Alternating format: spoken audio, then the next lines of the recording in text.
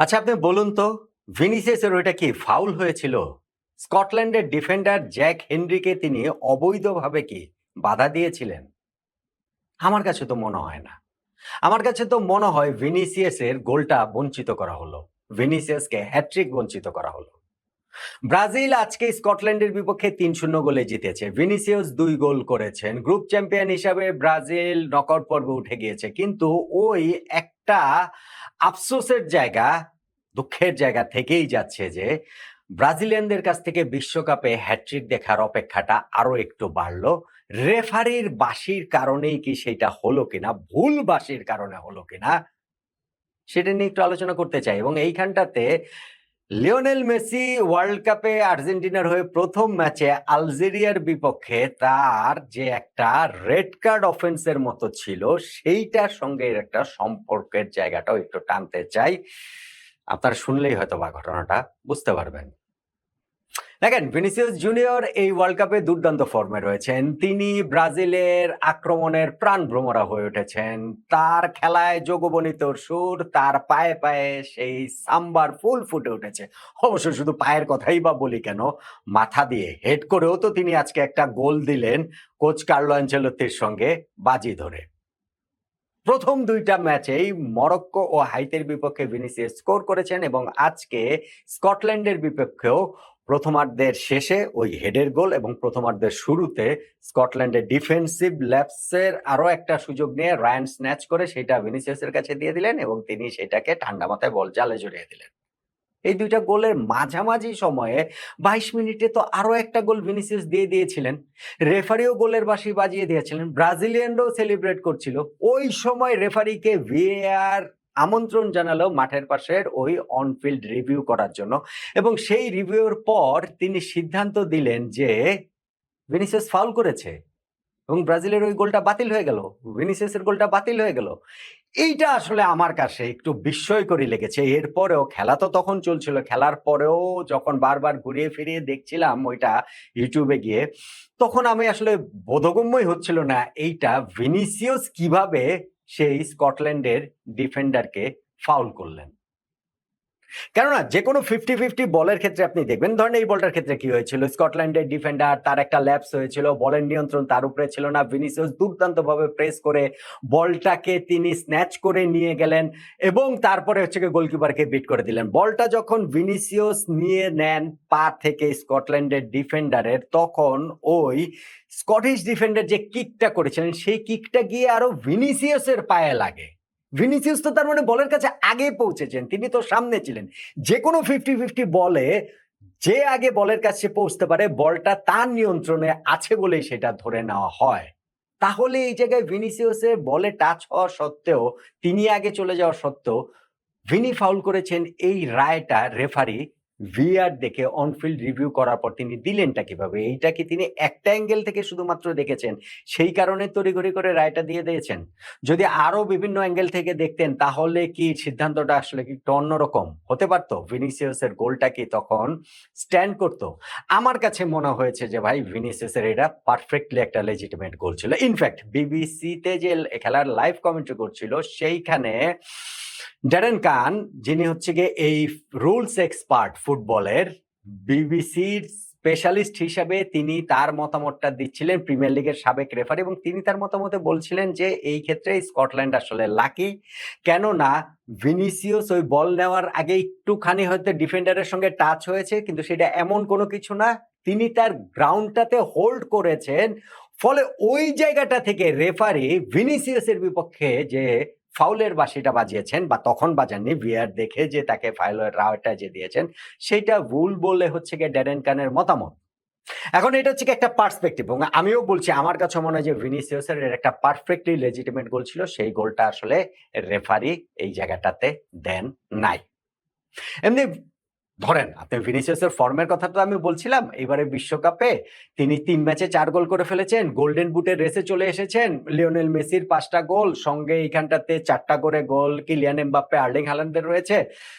Carlo এনচেলত্তির অধীনে কিন্তু ভিনিসিয়াসকে চেনা রূপে রিয়াল মাদ্রিদের রূপে আসলে দেখা যাচ্ছে এই ওয়ার্ল্ড কাপের মতো করে এতটা আসলে কখনোই দেখা যায়নি। ধরেন বছরখানেক আগে যখন কার্লো এনচেলত্তির দায়িত্ব নেন তার আগে পর্যন্ত ভিনিসিয়াসের ব্রাজিল ন্যাশনাল টিমে কিন্তু ৬ বছর তিনি খেলে ফেলেছিলেন। ও ২০১৯ সালে ডেবু হয়েছে। কিন্তু ওই ৬ বছরে ৩৯টা ম্যাচে তিনি গোল করেছিলেন মাত্র ৬টা। রিয়াল মাদ্রিদে যিনি মুড়িমুড়কির মতো গোল করেন, যিনি ব্যালন ডিওর জিতে যান হচ্ছে গিয়ে ওই মানে সেরা খেলোয়াড়ের পুরস্কারটা তিনি জিতে যান হচ্ছে গিয়ে বর্ষসেরা খেলোয়াড়ের ওই গোলে, অ্যাসিস্টে। ব্রাজিল জাতীয় দলে তাকে আসলে চেনা ছন্দে কোনোভাবেই পাওয়া যাচ্ছিল না। এবং কার্লো অ্যানচেলত্তি যখন রিয়াল মাদ্রিদের কোচ ছিলেন সেই জায়গাটাতে ভিনিসিয়াসের অনেক উজ্জ্বল ছিলেন। তিনি ভিনির শ্রেষ্ঠত্বটা বের করে আনতে পারবেন এরকম একটা প্রত্যাশার জায়গা ছিল। হ্যাঁ, ভিনি যখন এই কার্লো কোচ হিসেবে আসলেন, তারপরের এই বিশ্বকাপ শুরু হওয়ার আগ পর্যন্ত যদি আমি ধরি তাহলে ওই ১০টা ম্যাচে ভিনিসিয়াস ৩টা গোল করেছেন। ভিনিসিয়াস আসার আগে যিনি ৩৯ ম্যাচে করেছেন ৬ গোল, তারপরে ১০ ম্যাচে ৩ গোল করা এটা একটা গুড রিটার্ন। কিন্তু ওয়ার্ল্ড কাপের ৩ ম্যাচে তো ৪ গোল করে ফেলেছেন।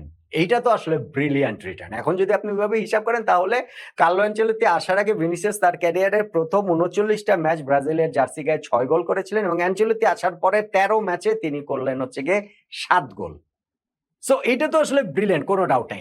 কিন্তু এই ম্যাচটা যে তাকে আসলে হ্যাটট্রিকটা বঞ্চিত করা হলো এবং আমি বলছিলাম যে ব্রাজিলিয়ানদের মধ্যে আরেকটা হ্যাটট্রিক ওয়ার্ল্ড কাপে পাওয়ার অপেক্ষাটা আরো বাড়লো। এটা একটা বিস্ময়কর স্ট্যাট আমার কাছে লাগে যে সেই ১৯৫৮ বিশ্বকাপের সেমিফাইনালে পেলে হ্যাটট্রিক করেছিলেন ফ্রান্সের বিপক্ষে। এরপরে বিশ্বকাপে আর কোনো ব্রাজিলিয়ান কখনোই হ্যাটট্রিক করতে পারেন নাই। সেইটা ধরেন পারেন নাই জিকো, পারেন নাই রোমারিও, পারেন নাই বেবেটো, পারেন নাই ইভেন রোনালদো। ভিনিসিয়াসের সেটা করে ফেলার, নেইমারও পারেন নাই। ভিনিসিয়াসের সেটা আজকে করে ফেলার এভরি পসিবিলিটি ছিল এবং আমার কাছে মনে হয়েছে যে ওইখানটাতে তারকে আসলে বঞ্চিতই করা হয়েছে। এখন এটার কিন্তু নানান পার্সপেক্টিভ আছে। এটাকে যদি শুধু বলা হয় যে না ঠিক আছে যে গোলটা না দেওয়াটাও রেফারির পুরোপুরি ভুল হয়েছে, এটা আমার অবজারভেশন।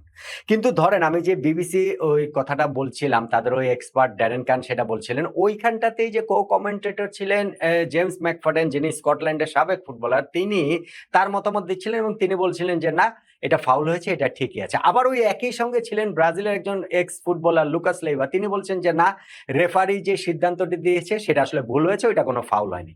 এটা একেকজনের একেক মতামত, এটা একেকজনের একেক পার্সপেক্টিভের জায়গা এবং সেইটাই আমি বলছি যে আমার পার্সপেক্টিভে মনে হচ্ছিল যে ভিনিসিয়াসের এই গোলটা অবশ্যই হওয়াটা উচিত ছিল। লিওনেল মেসির ওই লাল কার্ডের সঙ্গে এটার সম্পর্কটা আসলে কোথায়? সম্পর্কটা ঠিক এই জায়গাটাতেই। এটা পার্সপেক্টিভের ব্যাপার। এটা যে কোনো কিছু যে একেবারে 100% বলে আসলে কিছু নাই। যে না ভিনিসিয়াসের এটা অবশ্যই গোল হয়েছে, এইটাও বলার উপায় নাই। ভিনিসিয়াসের এটা অবশ্যই গোল হয় না, এইটাও বলার উপায় নাই। ঠিক তেমনি লিওনেল মেসির ক্ষেত্রেও ওইটা অবশ্যই লাল কার্ড হওয়া উচিত ছিল, সেটাও বলার যেমন উপায় নাই। লাল কার্ড কোনোভাবেই হওয়া উচিত না, সেটাও বলা ঠিক না। কারণ ফিফার যে আইন, সেই আইনের মাধ্যমে ২ রকম সিদ্ধান্তই দেয়ার সুযোগটা রয়েছে। রেফারি একরকম সিদ্ধান্ত দিয়েছেন এবং ওইখানটাতে আমি আমার পার্সপেক্টিভটা বলেছি আরেক রকম, সেটা হতেই পারে। আমার ওই ঘটনাটাতে সবচেয়ে বড় যেইটা মানে আমার অবজারভেশনের জায়গা সেটা হচ্ছে গিয়ে রেফারি লিওনেল মেসির ওই ঘটনাটা ভিএআর এর মাধ্যমে এই অন ফিল্ড রিভিউ করে দেখতে পারতেন। মেসির ওটা কিন্তু ফাউল দেওয়া হয়েছিল, কার্ড দেওয়া হয়নি, লাল কার্ড হলুদ কার্ড কোনো কার্ডই দেওয়া হয়নি। সো ভিএআর তাকে আমন্ত্রণ জানাতে পারতো এবং রেফারি সেই অন ফিল্ড রিভিউ মাঠের পাশের মনিটরে দেখে তিনি তার মতো সিদ্ধান্তটা নিতে পারতেন। এইটা হচ্ছে গিয়ে আমার ওই অবজারভেশনটা। কিন্তু ধরেন যে মেসিকে লাল কার্ড দেওয়া হবে না কিন্তু ভিনিসিয়াসকে এইখানটাতে তাকে তার হ্যাটট্রিকটা বঞ্চিত করেছে, ওই ঘটনার সাথে এই ঘটনাকে যদি এইভাবে মেলান তাহলে এই জিনিসটা হবে না। আমি ওই জন্যই বলছি যে ভিনিসিয়াসের এই ঘটনার প্রবাহটাতে যেমন হচ্ছে কি একজন রেফারি, ফরমার রেফারি স্পেশালিস্ট, যিনি এক্সপার্ট, রুলস এক্সপার্ট, বিবিসির প্যানেলিস্ট, তিনি বলছেন ড্যারেন কান যে এইটা ফাউল হয়নি। আবার ধরেন স্কটল্যান্ডের সাবেক এক ফুটবলার ওই প্যানেলিস্ট, কো প্যানেলিস্টে ওইখানটাতে থেকে কো কমেন্টেটর, তিনি বলছেন যে না এটা ফাউল হয়েছে। ব্রাজিলের আবার আরো একজন ফুটবলার লুকাস লেইভা ওই একই জায়গা থেকে বলছেন যে না এটা আসলে ফাউল হয় নাই। এরকম তো নানান রকম মতামতটা থাকবেই। সেই মতামতটাই আমি আসলে লিওনেল মেসির ক্ষেত্রে দিচ্ছিলাম এবং সেই মতামতটা আমার অবজারভেশনটা এইখানটাতে ভিনিসিয়াস জুনিয়রের ক্ষেত্রেও দিচ্ছে এবং আমার কাছে মনে হয় ভিনিসিয়াস জুনিয়রের আসলে একটা হ্যাটট্রিক বঞ্চিত করা হয়েছে। ব্রাজিলিয়ানদের হয়ে ১৯৫৮ বিশ্বকাপে পেলের পর প্রথম হ্যাটট্রিক করা ফুটবলার ভিনিসিয়াস হতে পারতেন এবং তার একটা আমার অবজারভেশন হচ্ছে কি একটা পারফেক্টলি আইনসম্মত গোলকে ফাউলের রায় দিয়ে তার হ্যাট্রিকটা কেড়ে নেওয়া হয়েছে। আপনার মতামতটা কি জানাতে পারেন।